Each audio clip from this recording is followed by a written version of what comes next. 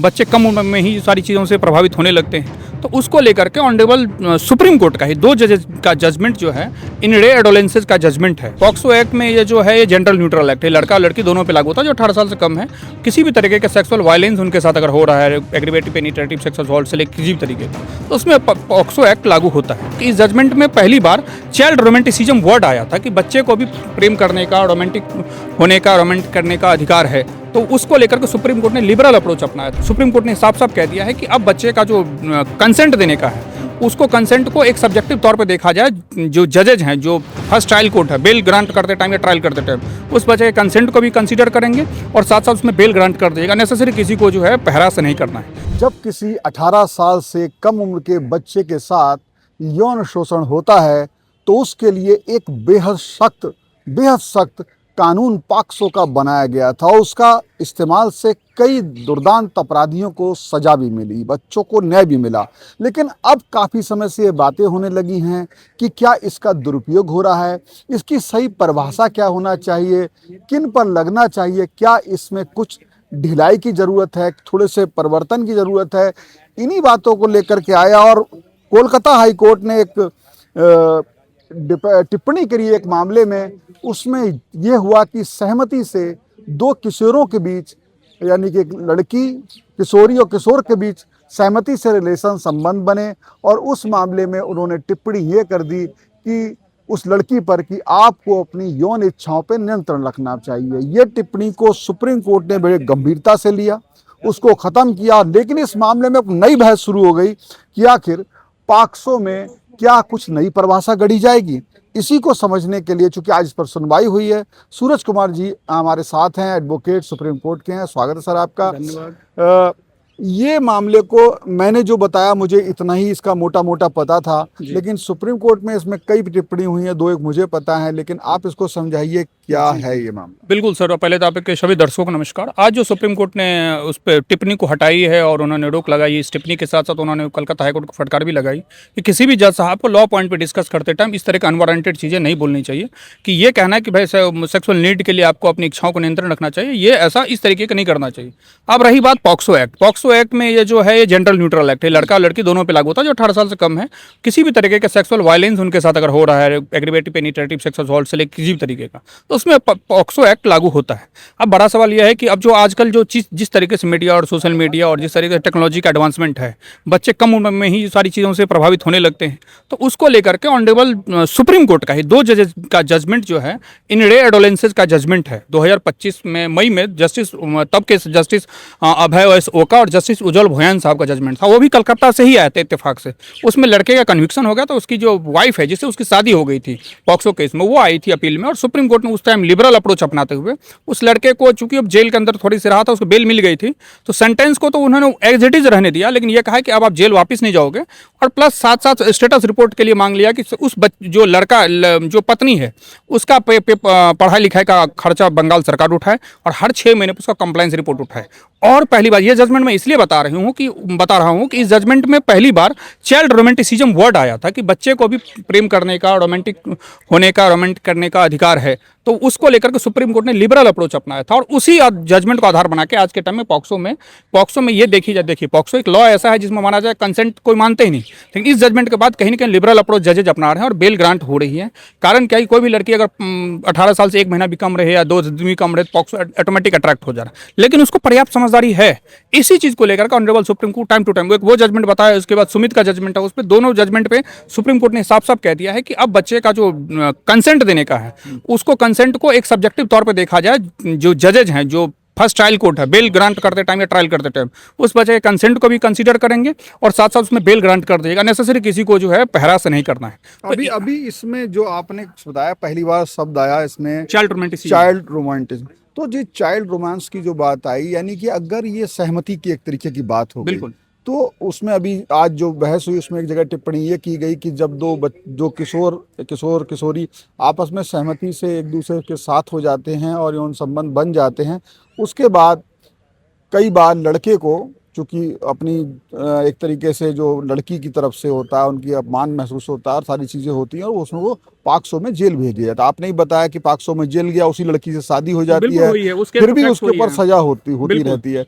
तो ये एक बहुत ही अजीब सा विषय नहीं है कि इसमें कैसा कि हालांकि जबरदस्ती के मामले में तो लागू रहेगा, बिल्कुल रहेगा। है ना, उसमें रहेगा। लेकिन क्या आपको लगता है कोर्ट इसमें अब आगे कुछ ऐसा दे सकता है? हालांकि अभी निर्णय तो नहीं हुआ है, सुनवाई चल रही बिल्कुल सुनवाई चल रही है और मुझे ऐसा लगता है कि इंडोलेंसेज का केस जो मैं पिछले साल वाला बताया, मई 2025 का जजमेंट है ओका साहब का, उस जजमेंट में भी वही था कि जहां स्वेच्छा है उस स्वेच्छा वाले में आप कंसीडर करेंगे, उसमें उसमें लड़की की मर्जी देखी जाएगी। और अगर कई बार ऐसा भी होता है, देखिए लड़का लड़की प्रेम करते हैं, कई बार क्या होता है कि उसमें लड़की के घर वाले सामाजिक प्रतिष्ठा को नाक पे ले लेते हैं, कई होता है कई बार नाक का मामला हो जाता है, नहीं कि ईगो पे ले लेते हैं, आत्मसम्मान की बात, उसको लेकर के फिर वो केस करते हैं और फिर केस में लड़का जो है अंदर चला जाता है। कई बार जो है लड़की की शादी हो जाती है उसी लड़के से, फिर भी उसके घर वाले कर देते हैं। उस पर कई फिल्में भी बनी, सैराट मूवी बनी है, अभी स्टेट वर्सेज अननोन बहुत शानदार मूवी बनी जो पॉक्सो एक्ट को ही लेकर के था, कि उसमें लड़का लड़की प्रेम करते हैं, उसके घर वाले चाचा जो है अपने सम्मान के लिए शादी का वो प्रेशर बना के लड़के को जेल करवा देते हैं। ऐसी चीजें हुई। इसके दुरुपयोग रोकथाम के लिए सुप्रीम कोर्ट का पिछले साल का जजमेंट, फिर सुमित का जजमेंट और आज ये जो चल रहा है, इस पर भी कहीं ना कहीं मुझे लगता है कुछ बढ़िया डिटेल ऑर्डर आएगा। जहां जबरदस्ती है, जहां कंपल्सिव है, वहां तो सजा रहेगी यथावत, क्योंकि पॉक्सो एक्ट में जो मिनिमम सजा है डिपेंड करता है कौन सी धारा लगी। अगर 6 लगी है तो मिनिमम सजा जो होगी 20 साल की होगी। तो ये चीज़ें वो देखी जाएगी और मैं ही मानता हूँ और मेरी भी समझ यही है। और जो सुप्रीम कोर्ट के लिबरल अप्रोच जो इस तरीके का है कि पॉक्सो एक्ट में अब जो एज का है वो डिटर्मिनेशन 16 साल भी करने की बात है। और चूंकि एक बात और बता दूं, ऑनरेबल सुप्रीम कोर्ट या हाई कोर्ट जो होता है वो कॉन्स्टिट्यूशनल कोर्ट है, उनका काम है नियमों का, कानूनों का निर्वचन करना, वो कानून नहीं बनाते। तो इसके लिए पार्लियामेंट को कानून बनाना पड़ेगा। तो इस चीज़ को लेकर पार्लियामेंट को उन्होंने सुप्रीम कोर्ट ने एक बार सुझाव भी दिया था कि इस पर कानून बनाइए। जैसा भी आपको याद होगा फुटपाथ पे को लेकर के उन्होंने कानून बनाने को कहा है। तो ये कानून पॉक्सो में सरकार का काम है, लेकिन फिलहाल सुप्रीम कोर्ट एक राहत देते हुए इस प्ली को भी उन्होंने हाईकोर्ट के ऑब्जर्व को रोका है और अपने तरीके से उस चीज़ को रोक लगाते हुए कह दिया। एक चीज़ वकील साहब मेरे दिमाग में आती है, कई जगह केस होता है जब खास तौर से लड़की हो या लड़का हो, अगर वो 18 साल से कम है और उनके साथ यौन शोषण होता है। जी, यहाँ पर हम अभी बात कर रहे हैं कि अगर वो 18 साल से एक दिन भी कम है और उसमें पॉक्सो एक्ट लागू होता है, लेकिन हम लोग बात कर रहे हैं कि वो समझ है। तो अगर 18 साल से कम उम्र के दोनों है, पीड़ित और विक्टिम, वो पीड़ित और आरोपी, तो उन दोनों में ये कैसे मान लिया जाएगा कि भाई ये यहाँ समझ है? और अगर बालिग आरोपित है, जिसके ऊपर आरोप है वो बालिग है, तब उसकी 18 साल से कम की लड़की को या लड़के को कम समझ वाला कैसे? ये तर्क, ये बड़ा कंट्राडिक्शन टाइप का नहीं हो जाएगा आपस में? बिल्कुल है, ये है ही। और मैं मानता हूँ, नहीं देखिए एक बात तो आप मान लीजिए, जो हमारे आपके मान लीजिए इसका था वो मामला अलग है, कानून की अब कोई सीमा लकीर तो बनेगी, बिल्कुल लकीर बनेगी। और कई बार कानून थोड़ा सा एक ब्लैक पॉइंट होता है, वहाँ पे आप तय नहीं कर सकते। जैसे कि मैं बताऊँ, नाबालिग का मामला है, अगर 18 साल से कम उम्र का आदमी रहता है तो उसको नाबालिग घोषित कर दे, लेकिन उसमें भी एक क्लिच है। 16 से 18 साल वाले में चाइल्ड कॉन्फ्लिक्ट विद लॉ में ये देखा जाता है, सेक्शन 15 जुवेनाइल जस्टिस एक्ट में, कि क्या उस क्राइम को करने के लिए उसके पास पर्याप्त समझ थी या नहीं थी। उसका साइको एनालिसिस टेस्ट होता है, अगर उसमें वो पास कर जाता है तो उसको अडल्ट माना जाता है। अगर उसको पता है कि कोई क्राइम वो कर रहा है, उसको रिपरकशन नहीं पता, वो किस वजह से कर रहा है वो नहीं पता, गलती से भूलवश या कोई ऐसे ऑल ऑफ सडन कर दिया, तो फिर उसको चाइल्ड कंसीडर कर, जुवेनाइल कंसीडर करते हैं, उसको जुवेनाइल कोर्ट में उसकी सुनवाई होती है। अदरवाइज अगर एडल्ट हो गया, अगर उस अपराध की परिपक्वता को, मेच्योरिटी को समझ रहा है, तो फिर उसको मेन एडल्ट की तरह कंसीडर किया। सेम चीज यहाँ भी लागू होती है। जो विक्टिम भी है, बिल्कुल वही मैं कह रहा हूँ, विक्टिम मामले में एक दिन भी अगर कम है तो लॉ तो स्ट्रिक्ट लॉ लागू होगा। उसी को लॉ को कहीं ना कहीं मोल्ड करने के लिए, जहां कंसेंटुअल, समझिए मैं बहुत क्लियर बता दूं आपके दर्शकों, जहां कंसेंट है वहां थोड़ा लिबरल अप्रोच अपनाने को सुप्रीम कोर्ट कह रहा है, जहां जबरदस्ती है वहां बिल्कुल नहीं। लेकिन अभी तक जो हम देखते आए हैं कि अगर आरोपी जो है मान लीजिए 22 साल का, 24 साल का है जी, एक लड़का है, एक लड़की 17 साल 10 महीने या 11 महीने 10 दिन की है, तो ऐसी स्थिति में इस बात पर विचार ही नहीं होता है कि उसका कंसेंट था नहीं था, उसे बहला फुसला के ले जाना मान लिया जाता है और पॉक्सो के तहत भरपूर कार्रवाई होती है। तो यानी कि हम ये माने कि अगर आरोपित जो है वो 20 साल 18 से ऊपर का है, यानी कि बालिग है, तब विचारधारा पुराने तरीके से होगी। और अगर दोनों, जो आपने कहा कि क्या बोलते हैं उसे, टीनेजर वाला, चाइल्ड रोमांटिसिज्म, हाँ, तो उसमें होने पर विचार अलग किया जाएगा। हाँ बिल्कुल ऐसा है। लेकिन मैं मानता हूँ, देखिए जो पिछले साल वाला जजमेंट है, मैं फिर से उसी को रेफर करूंगा कि उसमें यह देखी जाएगी कि जो एसिलेंट है, जो अपराधी है या जो विक्टिम है, उसके बीच में कोई प्रेम संबंध तो नहीं। अगर कोई प्रेम संबंध है, जो वर्ड भी जस्टिस ओका साहब ने यूज किया था, चाइल्ड रोमांटिसिज्म, यानी क्या बच्चे को प्रेम करने का अधिकार नहीं, अगर वो है तो सिर्फ ये पॉक्सो एक्ट या कोई भी एक कानून आपको एज बार नहीं कर सकता। अगर आप 17 साल भी हैं तो आप प्रेम कर सकते हैं। यू हैव टू, मतलब आपको अपना लाइफ पार्टनर चूज करने का अधिकार है। आपको तमाम सुप्रीम कोर्ट जजमेंट, लता सिंह, शक्ति वाहिनी, इन के एम अशोकम का जजमेंट है, लेकिन बहुत मेजर पे है। माइनर के लिए सुप्रीम कोर्ट ने एक राहत जरूर दी है कि जहां कंसेंटेड मामला है वहां पे बेल आसान हो गई है, वहां ट्रायल आसान हो गया, वहां पे लिबरल अप्रोच, दोनों माइनर कंसेंट का मोटा जाए दोनों माइनर है और कंसेंट है तो कंसेंट माना जाएगा। नहीं, माइनर लड़की है तभी तो पॉक्सो लगेगा। और लड़का किसी भी उम्र का हो, बस लड़का मेजर होना चाहिए। अगर वो माइनर होगा तो फिर तो सुजमाइनर डिक्लेयर कराएंगे। लड़की का उस लड़के के साथ कंसेंट अगर कुछ संभव मिलता है तो माना जाएगा। और कंसेंट सरकमस्टेंस, चाहे वो लड़का बालिग हो, चाहे लड़का बालिग हो, लड़के का मसला ही नहीं है। सारा मामला है लड़की का एज का। समझिए बात, अगर वहां पे लड़का लड़के का मामला, क्योंकि चाइल्ड लड़के के अगेंस्ट भी चाइल्ड, मतलब जो पॉक्सो एक्ट है वो चाइल्ड न्यूट्रल है। मतलब उसमें विक्टिम लड़की भी हो सकती है, विक्टिम लड़का भी। अगर लड़की है और लड़का बालिग है तो भी कंसेंट पर विचार बिल्कुल किया जाता है। और ऑनरेबल हमने कई बेल कराई है उस जजमेंट का सहारा लेकर के। ऑनरेबल सुप्रीम कोर्ट ने बहुत शानदार, मैं आपके दर्शकों को कहूंगा उस जजमेंट को आप जरूर से पढ़ें। इन रे adolescence, right two of adolescence का जजमेंट है, जस्टिस अभय ओका साहब का जजमेंट है, और जस्टिस उज्जवल भुयन, 2 जजेज की बेंच है। 19 मई 2025 को जजमेंट डिसाइड हुआ। और मैं आप सबसे अपील करूंगा जजमेंट पढ़ें। उस जजमेंट में सुप्रीम कोर्ट का मर्म समझें कि सुप्रीम कोर्ट ने एक विक्टिम महिला को, जो वो उसकी पत्नी भी है, अब अभियुक्त की पत्नी भी है, उसके बच्चे हो जाते हैं, और फिर किस तरीके से वो पहले सेशन कोर्ट में दर दर भटकती है, फिर हाई कोर्ट आती है, फिर हाई कोर्ट में उसको रिलीफ नहीं मिलता, फिर सुप्रीम कोर्ट आती है, और फिर सुप्रीम कोर्ट उसके रिलीफ को सुनते हुए उसके पति को कहता है कि आपको मैं कन्विक्शन मानता हूं कि जो दी गई लेकिन आप जेल नहीं जाएंगे। और प्लस महिला के लिए, महिला को शैक्षणिक योग्यता के लिए स्कूल का दिया गया, उनको पुनर्वास रिहेबिलिटेट करने के लिए घर का दिया गया।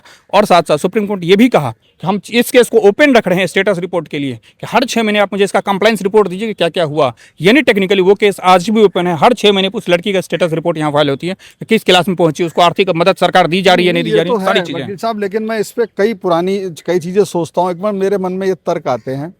पहला तर्क ये आता है, एक तो अभी तक क्या था कि हम मानते थे किसी भी कम उम्र की लड़की को अपने भविष्य की समझ नहीं होती है, बहुत सारी चीज़ें होती हैं, और उसे ज़्यादा जो बालिग है वो उसको कहीं ना कहीं प्रभाव में लेके और अपने बहला फुसला लेता है, तो उसकी कंसेंट को महत्व नहीं दिया जाता था पॉक्सो में, और माना जाता था बहला फुसला के इसने ऐसा कर लिया और उसको सजा होती थी। एक बात। तो अब वो बातें थोड़ी सी बदल गई हैं। बिल्कुल। अब दूसरी बात यह है, कई बार क्या होता था, लोग किसी को ये बातें भी आई कि अगर कोई बलात्कार करता है किसी स्त्री से, उसके बाद शादी करता है, या फिर वो मजबूरी में समझौता या बचने के लिए शादी करता है, सजा से बचने के लिए, और इस तरह से समाज में ये जो चलता है ना कि जो बलात्कार पीड़िता है उसका भी, उसको उतना समाज में मतलब हे दृष्टि से देखा जाता है, वो भी कंप्रोमाइज़ कर लेती है। तो ये गलत प्रथा भी तो पड़ सकती है कि अगर शादी कर ली तो बलात्कार की जुर्म से बच जाएंगे, और आदमी किसी को भी मनपसंद लड़की से फिर गलत हरकत कर सकता है, बाद में फिर शादी का जो है बात करके उसको, मतलब ये चीज़ें तो गलत प्रथा पड़ सकती है। बिल्कुल गलत प्रथा पड़ती है। लेकिन अब देखना, देखिए मैं आपको बताऊं, बिल्कुल आपके क्वेश्चन बहुत वाजिब है, और ऑनरेबल सुप्रीम कोर्ट भी जो है बहुत बढ़िया जजमेंट इस पे, बदन गोपाल का जजमेंट है वर्सेस स्टेट ऑफ एमपी के जजमेंट में साफ साफ कह दिया कि रेप केस कॉम्प्रोमाइज के बेसिस खत्म नहीं हो सकते। लेकिन एक बात ये भी समझिए, क्योंकि एक सवाल जरा जोड़ सकता हूँ, कोई लड़की उसके साथ रेप हो जाए, जो व्यक्ति करे वो नहीं, उससे शादी नहीं कर सकती, ऐसा भी तो बहुत सी लड़कियों की बिल्कुल बात है। और कई बार देखिए रेप, मेरा हिसाब से 2 तरीके, वो आदमी गलत एक रेप का जो अभी जो रेप का परिभाषा है पूरे क्रिमिनल ज्यूरिस्प्रूडेंस 2 तरीके से है। एक तो यह है कि फोर्सफुल रेप, जो जबरदस्ती कोई आदमी अनजाना किसी के साथ कर दे, बहला फुसलाकर किसी भी तरीके से, तो वो तो कंडेमनेबल है। एक होता है प्रॉमिस टू मैरिज, कि शादी का वादा देके किया, तो वहां पे समहाउ कहीं ना कहीं कंसेंट होता है, तो उसको हम अलग आईने से देखते हैं। ऑनरेबल कोर्ट इस चीज को, अब जो आपका मेन सवाल है, मैं समझ गया आपका सवाल, उसमें यह है जो आप कह रहे हैं कि शादी होती है या कहीं ना कहीं शादी है, तो उस पर सुप्रीम कोर्ट का बहुत पहले का जजमेंट है। लेकिन एक समस्या उस एंगल से भी देखिए, प्रैक्टिकल समस्या यह है कि सोसाइटी में उस रेप विक्टिम का कोई गलती नहीं है। और ये बौद्धिस्ट गौतम वर्सेस सुब्रत चक्रवर्ती में भी सुप्रीम कोर्ट ने कह दिया, Gurmeet Singh versus state of Punjab में भी कह दिया कि रेप सिर्फ महिला के साथ नहीं होता, उसकी पूरी मनोदशा, साइकोलॉजी, सोल के साथ होता है। तो उस पर एक स्टिग्मा लग जाता है, ये तो रेप विक्टिम, मतलब लोग, समाज जो है, हमारा समाज, हम कितना अपने आप को डेमोक्रेटिक कह लें, विश्वगुरु कह लें, लेकिन आज भी हकीकत यह है कि एक रेप विक्टिम को लोग उसको आपराधिक तरह देखते हैं।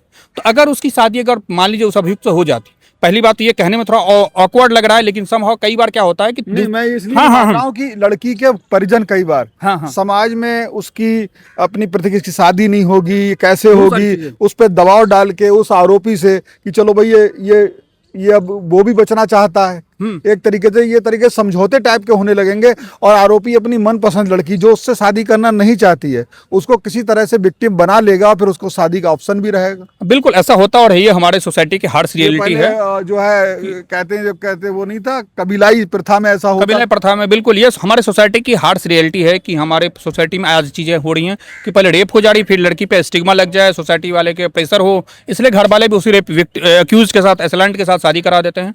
लेकिन क्या कर सकते हैं, यही एक मतलब अभी सोसाइटी का ये टर्म्स नॉर्म्स अभी चल रहा है और कल को सोसाइटी में सुधार हो जाए तो बहुत अच्छी बात है। एक बलात्कारी से शादी कितनी बड़ी बात। हाँ बिल्कुल बहुत गलत है। मैं मानता हूँ जिस दशा में उसके साथ बलात्कार हुआ उसके साथ उसको ऑल टाइम रहना पड़ेगा, तो उसकी मनोदशा के साथ जो बीतेगी वो मैं समझ सकता हूँ उस दर्द को। लेकिन अब क्या करें, सोसाइटी का यही तो सुझाव है। अभी इस पे जो सुप्रीम कोर्ट की तमाम डिसीजन आना है, क्या लगता है आपको 18 से 16 हो सकती है या सिर्फ यही उस कंसेंट वाले में विचार किया जाए? कंसेंट वाले में बताया था, पिछले सुप्रीम कोर्ट का जजमेंट आ चुका है, इसमें भी यही होगा। मेरा मानना है कि ऑनरेबल सुप्रीम कोर्ट को अब सही वक्त आ गया है जहां पे रेप पॉक्सो केसेज में कंसेंसुअल बेसिस वाले सिस्टम पे जहां पे लड़की कंसेंट दे सकती है उसको स्पेशल लॉ बना दिया जाए, मतलब स्पेशल अमेंडमेंट करके कुछ किसी सेक्शन में उस चीज को ला दिया जाए। अभी तक सुप्रीम कोर्ट के जजमेंट जो मैं बताया एडोलेंसेज वाले, वो जजमेंट हमारे फेवर, मतलब लड़के के फेवर में या लड़की के कंसेंट को इंपॉर्टेंस देते हुए उसमें कुछ रिलीफ दिलाता है। अगर पार्लियामेंट इसको कर देता है तो ज्यादा बेहतर है, पार्लियामेंट कर दे। पार्लियामेंट की भूमिका है, अभी पार्लियामेंट की भूमिका है, इसकी व्याख्या में ही थोड़ा बहुत बदलाव कर बिल्कुल अभी व्याख्या में कर सकते हैं। पार्लियामेंट स्पेशल कानून बना के, अभी तो पार्लियामेंट के पास हमेशा ही ऑप्शन होता है, सत्र अभी मानसून सत्र तो कर सकती है, लेकिन सुप्रीम कोर्ट तो व्याख्या में बदलाव कर सकती है। व्याख्या में बदलाव कर सकती है। मेन कानून पार्लियामेंट का बदलने का काम पार्लियामेंट का है। तो देखिए पार्लियामेंट क्या होता है। मुझे ऐसा लगता है कि इस पे ऑर्डिनेंस की भी जरूरत नहीं, ऑर्डिनेंस बहुत एक्सट्रीम सिचुएशन में होता है। अभी मानसून सेशन आ रहा है, पार्लियामेंट को सोचना चाहिए। लेकिन हम इस बात के लिए बहुत दुखी हैं कि जहाँ पे इस पार्लियामेंट का जो काम है वो आज काम ना हो करके सिर्फ राजनीतिक अड्डा वो हो गया। काम तो ज्यादातर सुप्रीम कोर्ट और कहीं और विभाग पे ज्यादा लोड हो रहा है। सुप्रीम कोर्ट ही इसको कई बार देखता है। तो पार्लियामेंट अपने काम जो उनका विधि बनाने का है या जो लॉ मेकिंग का प्रोसेस है वहाँ ना होकर के वहाँ सिर्फ आरोप प्रत्यारोप का दौर चल रहा है। मेन काम जो टैक्स पेयर के पैसे से पार्लियामेंट चलता है वो पार्लियामेंट एक्चुअल जिसकी वजह से हम जो डेमोक्रेटिक स्टेट हैं वो पार्लियामेंट को देख के हमें तो नहीं लगता, एटलीस्ट हम डेमोक्रेटिक। वकील साहब मेरे दिमाग में आता है, ये अगर सुप्रीम कोर्ट में इस तरह से कंसेंट की बातें होती हैं, साथ ही होती है, बच्चे स्कूल जाते हैं, इधर जाते हैं, बच्चे यहाँ हैं, तो कई बार गलत संगत में भी गलत व्यक्ति से भी आदमी जुड़ जाता है। बाद में उन बच्चों को इतना अनुभव नहीं होता कि मेरा भविष्य क्या होने वाला है, और वो बालिग है दूसरा बंदा। तो कहीं ना कहीं इस कानून में अगर इस तरह से होता है तो कहीं ना कहीं बच्चियों के माँ बाप एक थोड़ा सा उनको असुरक्षा तो महसूस होती होगी। हाँ बिल्कुल असुरक्षा होगी। और मैं ऐसा मानता हूँ कि हर कानून के दो फायदे और नुकसान दोनों हैं।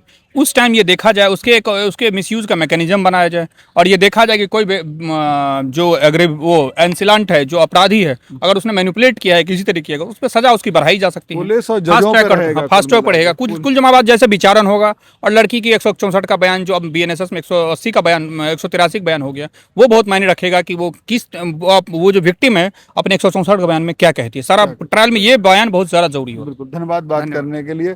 तो ये एक हमने जो बात की, जो पॉक्सो में तमाम जटिलताएं पैदा हो गई हैं, उसके व्याख्या को लेकर के नई बहस छिड़ गई है, किस पर लगे किस पर नहीं लगे। वकील साहब से हमने तमाम सवाल पूछे, वकील साहब ने स्पष्ट तौर पर उसको समझाया है, लेकिन अभी इस पर बहस चल रही है। आप लोग क्या मानते हैं कि अगर आरोपी बालिग है और जो लड़की जो है वो अगर नाबालिग है, तो क्या उसके कंसेंट का पर विचार करते हुए आरोपी को रिलीफ मिलना चाहिए? क्या इस तरह के मामलों में कि एक लड़की से बलात्कार जो करता है और उससे शादी हो जाती है, क्या इस चीज़ को उसे रिलीफ दिया जाना चाहिए? क्या ये प्रथा आने वाले समय में लड़कियों के लिए जबरन शादी जैसी या मजबूरी में एक समझौता करने जैसी, बलात्कारी के साथ जीवन बन रहने के लिए मजबूर करने जैसी नहीं होगी? ये सारी चीज़ों को आप कैसे समझते हैं? आप अगर कमेंट में बताएंगे। हालांकि इसका काम जो है संसद को इस विषय में नया कानून बनाना है। सुप्रीम कोर्ट उसकी तरह तरह से व्याख्या का प्रयास कर रहा है, कुछ मामलों में रिलीफ देने की कोशिश कर रहा है, प्रैक्टिकल वास्तविकता के आधार पर, ज़मीनी आधार पर, ज़रूरत के आधार पर। वो सब आप कैसे देखते हैं, आप कमेंट में बताइए। फिलहाल इस वीडियो में इतना ही। वीडियो जर्नलिस्ट अनिल कपूर के साथ Shiven Gaur, One India, Supreme Court, Delhi. Subscribe to One India and never miss an update. Download the One India app now.